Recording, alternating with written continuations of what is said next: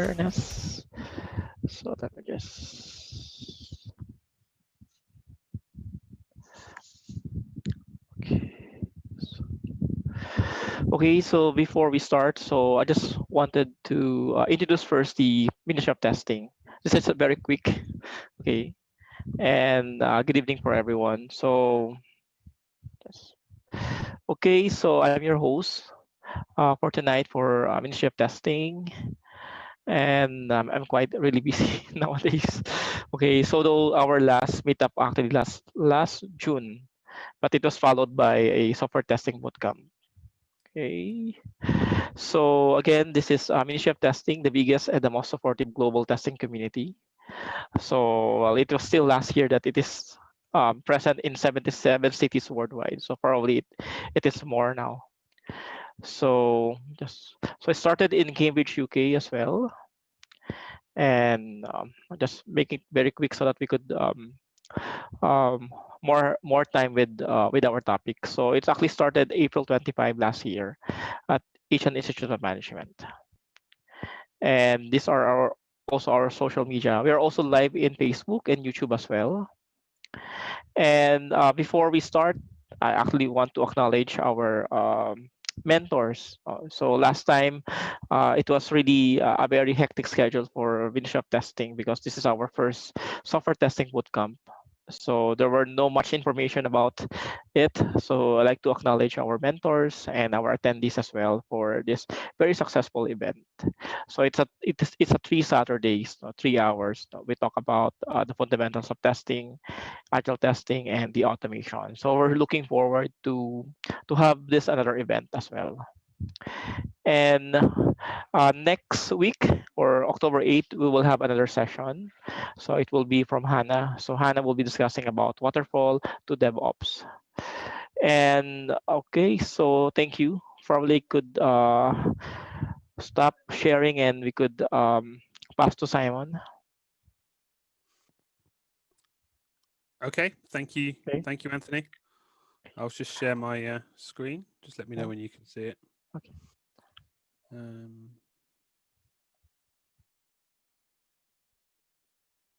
Oh, hello. What's going on here? It's the wrong one.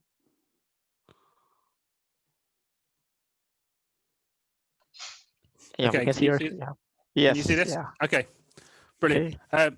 Thank you, Anthony. Thank you for the opportunity to speak to you all today. Good evening, everyone. So, as Anthony mentioned on the introduction slide, I'm based in the UK. So, yeah, I live about an hour north of London. For any of you that know the UK at all, before we get started, just a bit about me. So this is my little family, my wife and my 2 boys. They're now 6 and 3. I'm a test manager at EasyJet, currently working across the digital channels, which is the mobile and website, and also the digital end-to-end functions. So we are responsible for ensuring, effectively, we're not working in a particularly agile way, but it's this basically once all the sprint teams come together before we do a big release, we do a 2-3 week integration end-to-end test, and that's where my team come in. I'm also in charge of the web and mobile apps from the testing perspective as well. I'm a STEM ambassador, so I enjoy talking to students and schools and universities about testing and careers in IT. This is another passion of mine. I like trying to improve the craft of testing as far as bringing new blood into the industry and giving them the knowledge to get started in testing careers, because it's the one gap in universities that they don't teach testing within their software engineering degrees. So that's something I'm still pushing forward with. I host the Ministry of Testing Buckinghamshire branch with my co-host Stu Johnson. Our next event is the 14th of October, and we've got Talia Nassi talking about testing in production. I'm a mental health first aider. I'm a conference speaker. I've done 4 or 5 talks over the last 2 years. And I've got another one coming up later this year as well. And most recently, we started, myself and 3 friends, we started the Testing Peers podcast. We've just released episode 11, which was all about telephone interviews. Yeah, it's going well so far. Feel free to search your podcast applications and download and listen and let us know what you think. So before I start this talk, I just wanted to give a little bit about my context. So the environments that I've worked in previously and where I've built this talk from are not particularly agile. At most, they'll pay lip service to agile, so we may do the ceremonies, we may run sprints, but there's not that frequent feedback loop, regular release cycles. It's all very we might do sprints, but we might release every 3 months, every 6 months. It's kind of a point where the teams have bought into the process, but the higher levels haven't. So there's still an expectation to have big requirements documents, have big release meetings at the end, and not bring the whole schedule into the agile world. So what I've done here may work for me, it may not work for you, but hopefully there's some snippets and bits you can learn from the talk. Before I dive into how I built the culture of quality, I think it's important to understand what I perceive as quality, because this feeds into how I talk through the rest of the presentation. So quality for me is the measure of whether the software meets the explicit and implicit needs of the customer. So that's not just the explicit requirements, but it's also the assumed knowns of how the customer might use the product, and making sure that it does everything they need it to do, and their ability to use it successfully means, they are happy with the outcome. It may, the old argument of a bug-free piece of software that the customers don't like using is actually less useful than a piece of buggy software which the customers love. So it's understanding where that balance of quality is. And then once you've got that understanding of what quality means, and you've got everyone in the team built into this mindset, it's about what is that culture of quality. And for me, the culture of quality is where you have a cross-team, cross-function, organizational span of everyone understanding that the focus is delivering high-quality software that meets the user's needs. And it's one of the highest priorities, and all the practices within our organization support this. So everyone understands that quality is important. Before you go into building this culture, one of the first steps that I feel is very important is defining what I call the quality narrative. So first of all, to understand what the narrative is, you need to understand how testing is currently perceived, or how QA is currently perceived within your organization. So one thing to look at is, are there common misconceptions around how QA work, what QA do within your organization at present? Is it assumed that you test everything? Is it assumed that you just write and execute test cases at the end of a cycle? Is it assumed that you actually want to break the software? Is your role just to find the defects? Or the one that really bugs me is, are you solely responsible for quality?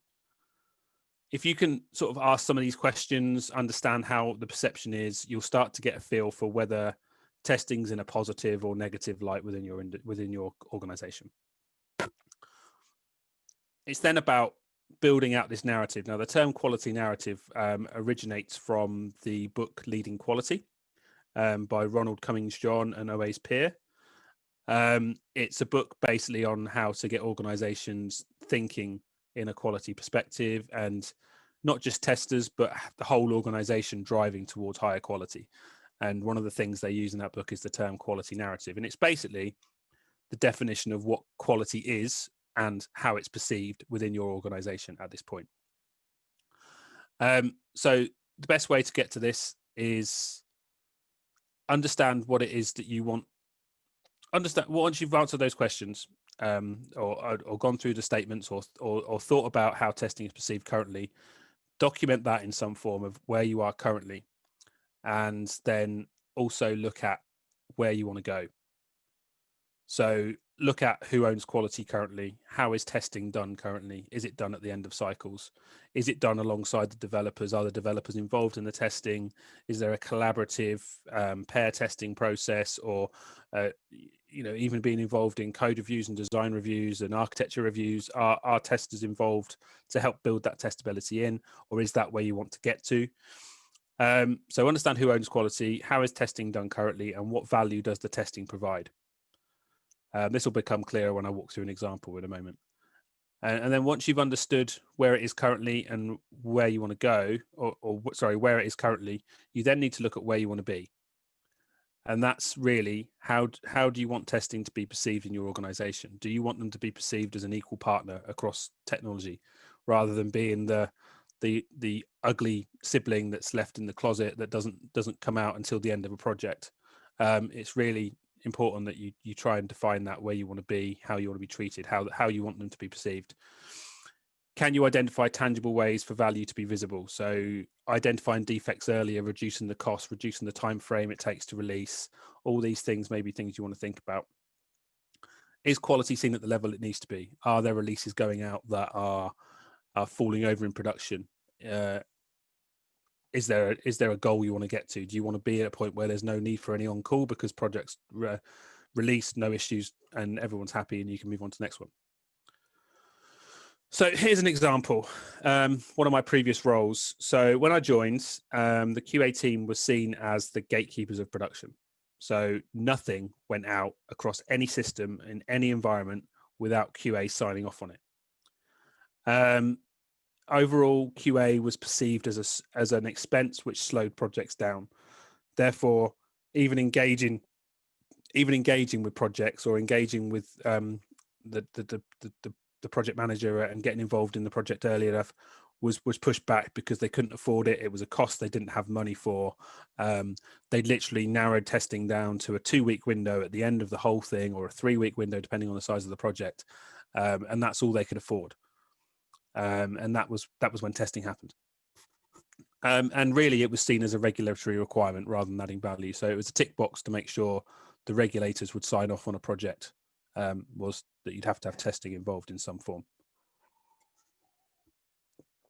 But what we aimed for and what we moved very close towards before I left was we wanted to be seen as advocates of quality. So not just doing testing at the end of a project, but actually being the voices of quality, and embedding ourselves throughout the project, making sure people thought about quality at every step of the way, ensure that we were an important part of the puzzle. So we're engaged as early as possible. Quality is built in the solution rather than having to be tested to prove it afterwards. And everyone's working collaboratively. There's a respect between what testers and quality can bring to the quality team can bring to the organization compared to just throwing it over the fence at the end of a project. And we wanted to be providing value by highlighting issues earlier so that we didn't have the pain of it going live and having to fix. And there was an example where the project team were keen to go live with something. It was a customer contact center release. And there was a few bugs outstanding, but they weren't sure where these bugs were. And we used a risk-based testing metric. We visualized where the defects were in the system and which areas were high risk. And we pointed out, we brought the numbers together and crunched it and showed that the level of quality of the overall system was like 23-24%, because these defects were in high impact areas that would impact the customers. So we managed to stop the release and managed to resolve it and get the bugs fixed before we went out the door. And that wouldn't have happened in the old model. They would have just gone live and then dealt with the issues afterwards. So that's a sign of us providing value earlier. So that's how we were and where we wanted to get to and how we proceeded. So how do you get there? And this is what the crux of this presentation will be about, is going through the steps to get us to that point. And I'll use my experience and my examples to show where we got to. Really, it starts with a leader. And this doesn't need to be the test manager or an engineering manager or even a test lead. This is someone that's willing to drive the team forward from a quality perspective. So it could be a senior tester, it could be a junior tester that's really vocal, really passionate, someone that wants to help drive it. But it really starts with this leader, the one that everyone follows when it comes to driving this forward. It's important the team believe in that leader. Is the leader themselves showing the passion for wanting to change things and drive things forward? Do they have values that the rest of the team can buy into? And I use this term values because it's something that I created myself a few years ago. And these are my testing values. And I put these in place to help my own mindset towards testing and understand whether I was working in an environment that conflicted with my beliefs. But actually, when it came to driving this organization forward, towards this culture of quality. Having this laid out like this, and to be able to share it with the team and talk through them, and not just push these on them, but collaborate with them and say, you know, this is how I feel about testing. How do you feel? And it got people thinking, it got people understanding where I was coming from. And we used these to our advantage to build this single vision that we were all working towards in the same direction, to then be able to push forward. So getting them all on board with these, as I say, not forcing them down their throats, but working with them to push it forward, then enabled us all to be on the same page. People started getting excited about where testing could be going, and that helped us all move forward. So we got the values in place. Then it's about empowering the team, giving them opportunities to speak up, giving them opportunities to talk about testing, creating a safe environment where they can try things with an automation tool, or an automation, or a new testing technique, or a new reporting tool, to try and improve the process end to end. And if it fails, it fails. Never mind. We'll learn from that, and we'll try the next thing. It's not about finger pointing. Oh, you're wasting time. We could have done with that time to do something else. It was about ensuring that people were allowed to build an environment and build a testing process that everyone was bought into. And that means people have to be able to try things, and sometimes they'll not work.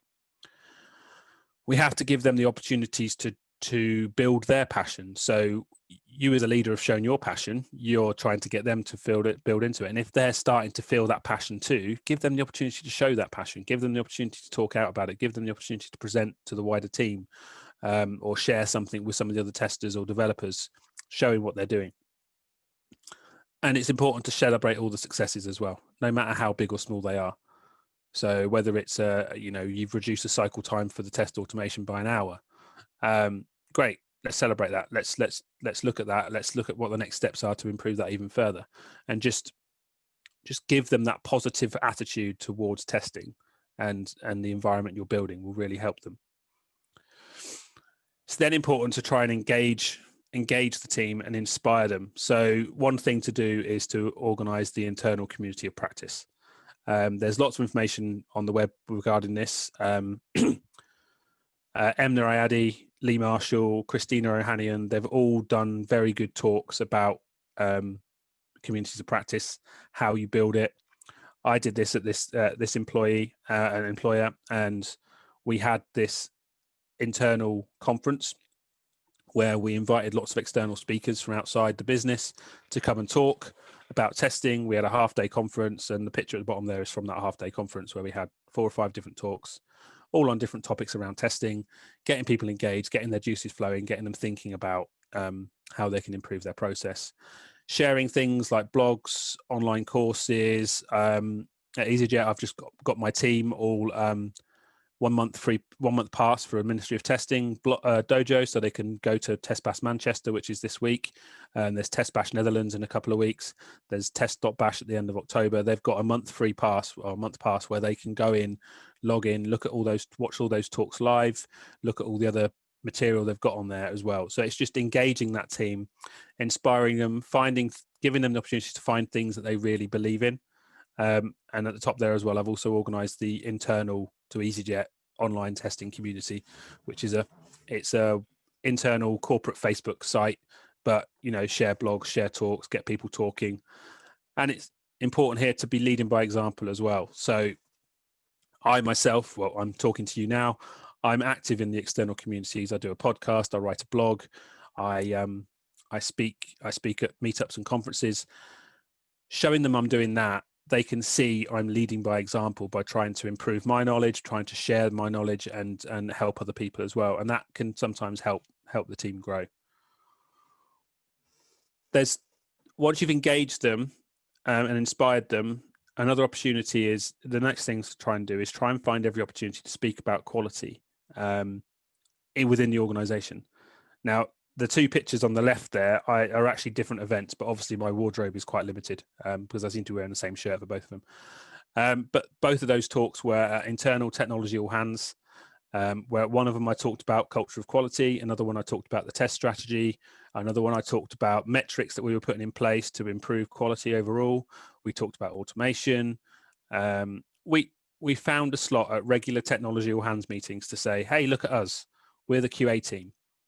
We also did an external blog within the company website where we talked about what QA at the company was like, at Camelot in this case, where we talked about the testing function, we talked about all the things we do internally, we talked about what kind of people we're looking to hire, and then we linked that to job adverts so they can read a bit about the culture that we're trying to build internally.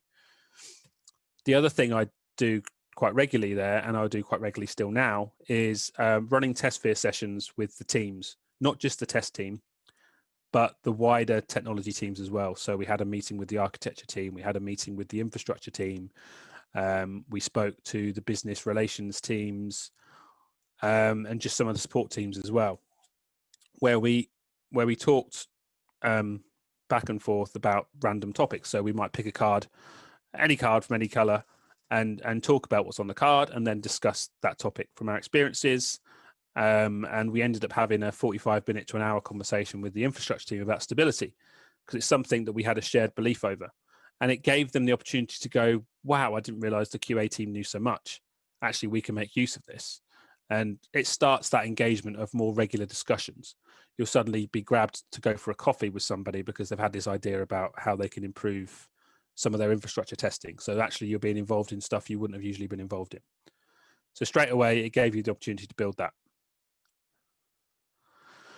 When you start shouting about what you're doing internally, you then start, as I mentioned, you get pulled to go for coffee with people. And it's about finding these people in the wider teams, finding your allies within the infrastructure team, within the DevOps teams, or however your organization is set up.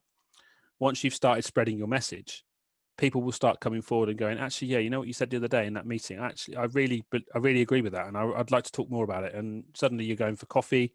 I drank way too much caffeine when I was here because people were pulling me for coffee all the time. But you'd sit down with them, you'd walk through some of your ideas, they'd come to you with a problem and you try and resolve it. I had one particular support engineer who was working on the SAP products, who was releasing SAP releases for the system maybe weekly himself, doing the minor fixes, releasing it. And he was starting to find that things were falling over in production. Things weren't quite adding up. The finances weren't quite balancing within the systems. So we sat down and we looked at his testing. And we walked through some of the examples, some of the things he did. And it became apparent that literally the testing was, oh, I've thought of that idea. Oh, I've thought of that idea. There was no structure to it. And I'm not saying every testing process you have to do has to be completely structured. But for things where there's parameters that you can use combinations to do, it made sense to build a combinatorial matrix with all the parameters and all the different options you're looking for, and just do a tick in the boxes of which ones you're going to test and which test case. And actually just doing that, we were able to identify all possible scenarios he could cover. Then we looked at the ones that were likely to most risk, and we built out a test plan that he could run every time he ran it. It wouldn't take him very long. And he was able to improve the quality of his work. And that was maybe an hour and a half sat down together, but that improved his work every week without fail. And then because you've spent that time with them, he's then shouting about what you're doing as well. He's then able to feed your message on, and then you get more people that are interested in what you're doing. And it builds the understanding of the importance of quality. And when it comes from people outside of the quality team, it sticks better with other people, because it's not just coming from the same source. People around the organization are starting to talk about it. And you then get people coming back to you going, wow, I heard you did this with this team. Can you come and help me with ours? And yes, it means there's an extra request into QA to do more things than we were doing before, but it also improves the reputation. And by being able to do that work, you then build that relationship. And it's not about spending hours and hours of time with them. It's about looking at what they're doing, advising them, and then allowing them to go ahead and do it. So giving them the advice and letting them move forward. You're not expected to be doing regular test cycles with them, but you may be pulled into reviews to discuss stuff with them, to answer questions.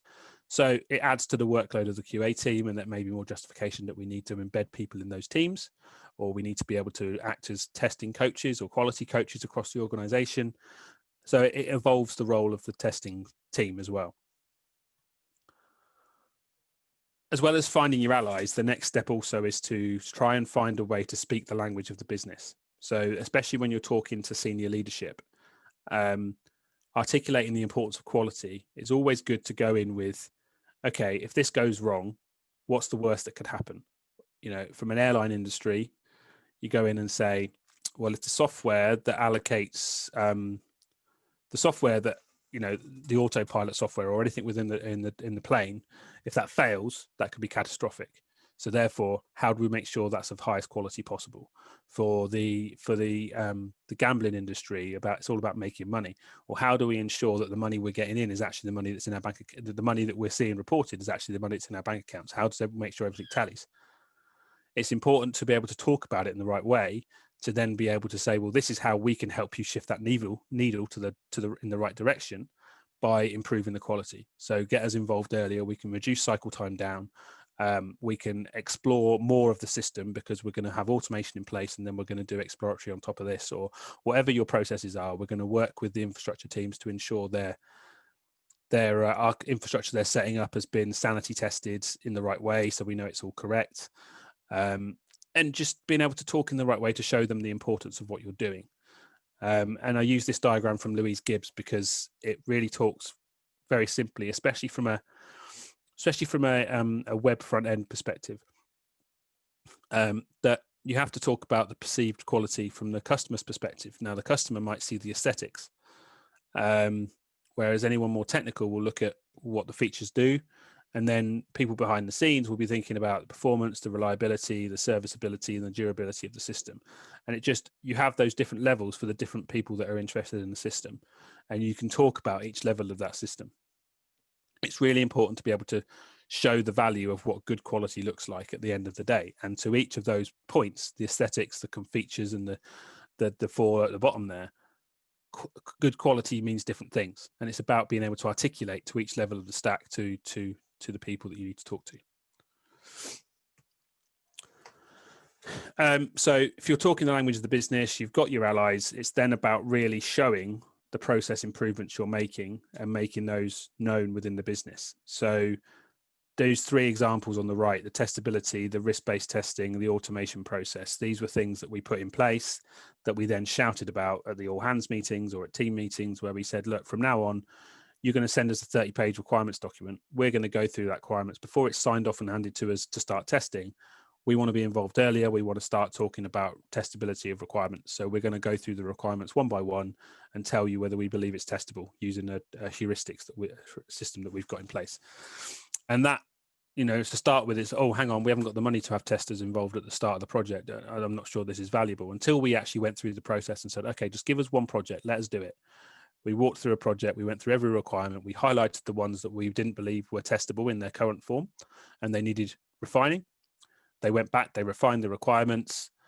The system went through, it was developed, and the testing cycle was then less than it would have been previously, because we were able to identify the changes earlier. We were able to write our tests earlier because we were at earlier engagement, and we were able to find any defects earlier in the cycle than we would have done previously. So it all proved that by having us involved earlier, doing this testability review, we're effectively testing the requirements, and that enabled us to have a higher quality requirements list before we went into the development cycle. The same with risk-based testing, being able to, when we're squeezed for time, being able to identify the highest risk areas that we need to test and giving them a higher weighting. We're able to reduce our testing time down and still release with the same level of confidence. And with automation, the obvious thing is being able to improve our cycle times, because we've got the automated regression in place, which means we can then spend more time doing exploratory and still fill the same time frame. So we either have more throughput, or we can reduce the cycle down because we've tested all the stuff we would have usually tested through automation. And being able to spend time talking to the business and talking to the wider organization about the work we were doing alongside the daily project churn, they were starting to understand that, yes, okay, these guys are really trying to help us move forward here. Let's embrace this. Let's try and build this into our culture. And that helps us all understand what we need to do next to move forward. And then you start getting people collectively wanting to come to you and ask you, how's this going? Can we see what progress is here? What do we do next to improve this? How can we improve our automation? Can we, you start building a backlog of things that everyone wants, and everyone needs your time to try and help build. So it's a way of trying to get the team, get the whole organization thinking in the same way. But the important thing is, as well, is that you don't just railroad through this list of priorities that you've got and just do it your way without any feedback. It's important to regularly ask for feedback, whether that be internally to the test team. So check in with each other that we're all still on the same page. We all still feel like we're fighting in the same direction. To talking to the wider business, grabbing someone for coffee and going, that thing we released last week, that talk we did in that meeting, how did it go down? What were your thoughts? Is there anything we can change? And just understanding where people are coming from. And if people don't quite get what you're trying to do, or there's some negative feedback, take time to go and sit with that person and work through what their misunderstandings are, or their confusion is, or their dislike for it. And understand it, get to the root of it, and try and help them understand where you're coming from, accept where they're coming from. And if you need to improve things and change direction slightly, then go ahead and do it. But make sure you're all in some kind of agreement before you leave those discussions. And it just helps build the collective direction, rather than you as the QA person directing everything and saying this is the way we're doing things. One thing to be clear is this drive towards a culture of quality. There isn't an end to the journey. You may have an aspiration of where you want to be, but that will evolve over time. There will be challenges along the way. There will be roadblocks where things don't go as planned, but also it's not about constantly changing the process one thing after another. There will be times where you've implemented something, and then you want to see how it works for a couple of sprints to see whether there's any anomalies that come out of the way you've changed things. Don't feel the need to push things all the time. You need to be making sure this process is a journey that is doable and sustainable, not something that you should do in 3 months and then it's all sorted. I was doing this for over a year, nearly 18 months, and we hadn't finished the journey. So there are ways to get to a point where you want to be, and then it's about building on that, and that becomes the foundation for the continuous journey on from that. So yeah, just keep going, keep positive. There will be roadblocks, there will be rocky patches, but just understand what the journey is you're going forward, and collectively keep each other going through it. So to summarize on that, one way of looking at this is this model for growing a culture. So starting with the narrative. So you build out your narrative and you build out your vision, which are combined. And actually, I've recently done a blog on my blog, simon-prior.uk, talking about how you create your quality narrative. So please have a look at that. And if you have any thoughts, get back to me. Once you've set that narrative, engage your team, get them focused, get them passionate about what you're doing. Share the vision with the wider business. And have those regular discussions, take every opportunity to talk about it at company-wide events or even, team meetings, just asking the question about quality. Just keep that conversation active. You may become a nag at times, or may feel like you're a nag at times, but someone somewhere is listening, and it's helping move things forward. Build those relationships outside of the testing team. So you find your allies in the wider business who can help you push that awareness and build that culture. And then drive your improvements forward and share those improvements with the wider team so that they understand what you're doing and how you're trying to improve things. And then have that as a continuous iteration and reflection cycle. And that will help. Over time, you'll start to see improvements happen. You'll start to see how the mood of the business changes towards quality, towards the QA team, towards testing as a process. You should start to see, if you push things in the right direction, that things start to improve. Some of my inspirations, I'm a bit of a podcast fanatic, so I like listening to lots of podcasts. Part of the reason why I pushed the guys to start the podcast we did, but books as well. So I mentioned Leading Quality. Really is my go-to reference now when I'm trying to help move teams forward. And also I like the Managing the Test People book. It's a bit traditional as far as methodology process. It's very much talking about a separate QA team. And working alongside the development teams. But actually, if you're working in that kind of traditional waterfall type environment, that book really helps create the right kind of test team. And then from a podcast perspective, there's Testing 101 with Joel and Rob Lambert. There's the Quality Coaching Roadshow with Anne-Marie Charrett and Margaret Deneen. Testing in the Pub with Dan Ashby and Stephen Janaway.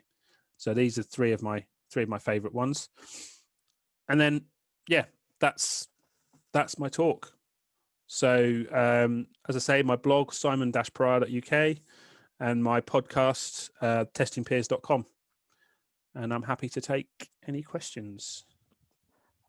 Thank you, Simon. That's actually very interesting. So for anyone has a question, so you may please use our chat box.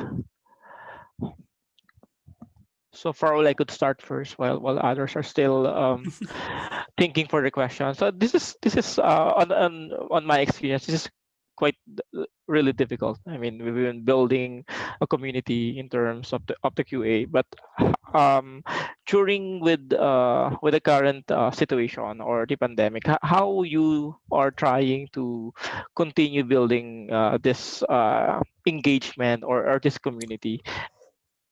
Yeah, it's a good question. It has become a lot more difficult this year, obviously, with us all being remote.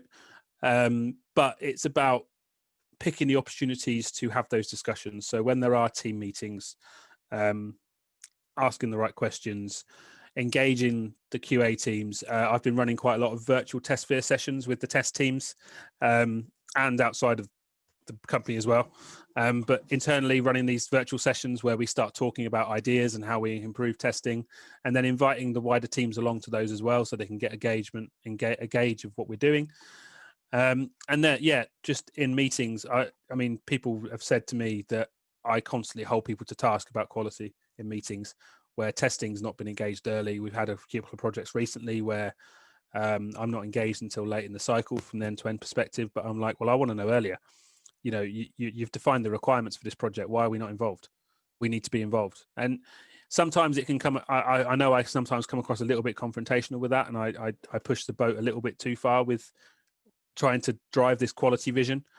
But it is really important to try and make sure you are engaged where you need to be engaged to make the best benefit to the company. So it is, yeah, I'm conscious that I do it a lot in meetings where I'll ask the question about quality or what about testing? Can we be involved at this point? And then if someone asks, well, why? Take that as an opportunity to raise the awareness, to talk through what you're trying to do or to what the team are trying to do, or even better, if someone else within the test team wants to talk through it instead, then that really helps. But yeah, it's all obviously virtual. Trying to get people on a call, making sure cameras are on so people can understand each, facial expressions and stuff as well. It's really important that people try and talk to each other over those in that context. But yeah, it is a lot more difficult. And sometimes you feel like you're not getting anywhere because everyone's silent on the call and you can't really work out how it's landing. But I'll keep trying. I'll keep pushing. I think we have some question on the chat box, Simon. Okay, so let's have a look. From John, our organizer is in this complex situation where there's a dedicated department for testing and yet there are projects that hire external test consultants. What are your thoughts on this? Yeah, I'm in a similar situation at the moment. We have a technology team, we've just had it changed as part of a redundancy process, but we had a central technology team, and then that had a QA department, and then we had our IT teams, which is the infrastructure and the wider systems, that were hiring their own test managers, their own testers for their own cycles. And it really needs someone from that internal team to drive that practice of testing, quality practice, testing practice across those teams that are hiring the external consultants and what have you. So you really need to try and push that vision, get those teams that are doing the hiring of these external consultants to understand what you're there for and how you can move forward together.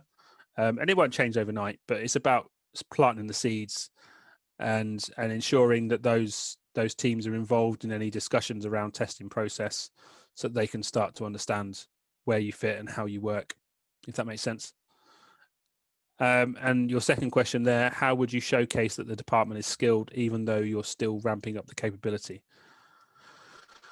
Yeah, so I would demo stuff that you are capable of. yeah, while you're ramping up, you still need to be able to prove your value in some form. So it's important to share what you are doing, and prove your value by improving cycle times of testing or improving the release quality. And every little thing you put in place that's changed, then make sure people are aware of why it's changed and how it's changed, so that you can push things forward. Skills. If you're doing internal trainings or you're doing external trainings as well, then make sure those people that have done the training then report back what they've learned, or that they then go away and apply it in some form when they come back. So if it's API automation, as you mentioned, come back and do a demo of what they learned, or do a POC of what they're planning to do going forward, using tools like Postman or what have you, and just try and engage people. You're not going to engage everyone from day one, but just find opportunities to showcase, whether it be a team meeting, whether it be an all hands, whether it be a lunch and learn. Obviously it's a bit different in this remote world where you can't sort of provide lunch for everyone and put a presentation on, but find ways to engage people, do a lunchtime session, and try and get people talking that way. That would be my advice anyway. The idea of finding allies sounds interesting, but I'm kind of sure you'll also meet people who are not so allies and are not into your idea of pushing quality. I'm curious if you've had an experience like this and how you deal with those people. Yes, you're right. And I didn't touch on that in the presentation, but there will be the people that are the detractors as well, that really do disagree with what you're doing. And in some cases vehemently push against it. So they will actively go against what you're saying and try and talk the other people round to their way of thinking rather to yours. It's about picking your battles. You're not going to get everyone on board straight away, but over time, hopefully, the more people that buy into it, the less of a voice this detractor becomes. So try and build those allies up, get them believing, get them understanding that where you're coming from. Showcase what you're doing, show visible improvements. So it's not just about saying we're going to do this, this, and this, but actually, what have we done? How can we do it? What improvement have we made? As soon as you have something visible and tangible, the detractors have less to shout about because you're making active improvements. So the more things you can put in place that improve things, the better it will be for them, for the overall business, and the less voice a detractor would have. Okay, any more question? Though I have another question actually, while others are still thinking about their question. So this is quite interesting as well, as in terms of the feedback. I think that's one of I think if you wanted to improve more, then feedback is really important. Yeah. But from your experience, I mean, before you reach that maturity in terms of quality, what are those your tips or probably your advice in terms of how we could gather feedback? Because sometimes, I mean, culturally probably there could be a difference in terms of Manila culture or UK, but how you encourage people first to give feedback, because that's number one. Because if you're trying to onboard everyone but no one is actually trying to give feedback, then it won't work. So the second one is, how would you ask everyone or on the team to accept change or feedback? So I would start with sending out anonymous pulse surveys, so that people don't feel like they have to say who it's from. To start with, you'll get more honest feedback that way, I find, and especially if it's negative, you can understand that, and then it's how do you then find out who that was from so you can talk to them. But anonymous feedback's a good way of starting. As you mature, trying to find less ways of being anonymous, and just encouraging people that we want open transparency here. We want people to be honest. If we're not doing something right, tell us what we're doing wrong, and we can try and improve it. And just getting everyone on board with, we can't, especially within their own team, making sure everyone has that same open-mindedness and acceptance that, yes, we're not going to is we're not just going to think that our way is the right way. We have to accept that we may be wrong in some scenarios. It may not be perfect for everyone. So there may be improvements we can make. In fact, there will be improvements we can make. We're not expecting to be perfect first time. So therefore, we need to encourage that people can share that with us.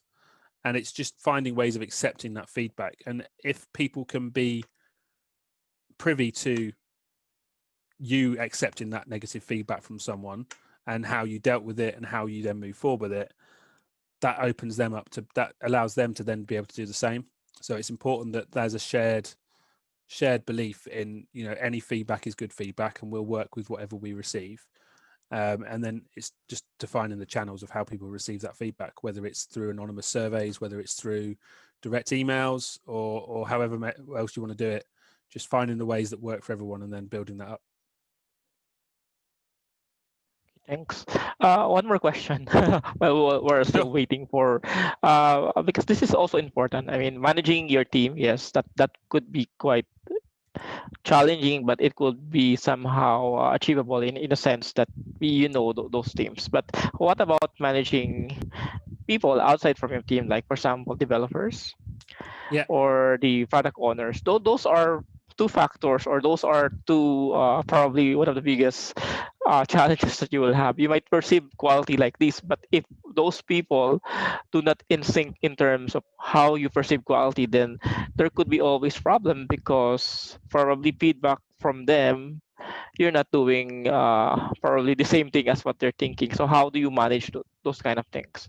it's a good point. Yeah, and that's where demoing stuff and proving your value and showing the improvements is really important, because developers, particularly if you're not used to working collaboratively with them and they're just used to throwing things over the fence to you, they're not going to really understand what skill sets you have. They're not really going to understand the value you can provide outside of what you're doing previously. So it is about making sure you show them, showcase the demo, present to them, sit with them and understand what they're doing, understand their pain points, sit with them and talk to them about what challenges they have. Talk to them about unit testing, talk to them about things that they can do to improve the quality of their code before it comes to us. Just being open, being friendly, being approachable, and sharing your knowledge with them, that they then start to see that you can do more than what you were doing previously. And yeah, showing them your skills by demoing, I don't know, some automation framework. If it's a technical thing that they're claiming that you're not testers aren't technical, they don't understand what we're doing. Well, actually, here's something technical we've done. Now let's talk about what your concerns are, and we can build from there.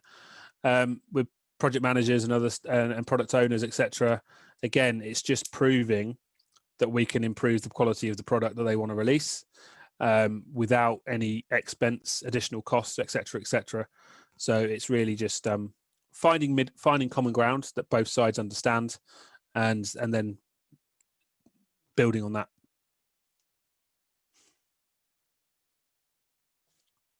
I think there's some questions. Yeah, there's a question. Yes.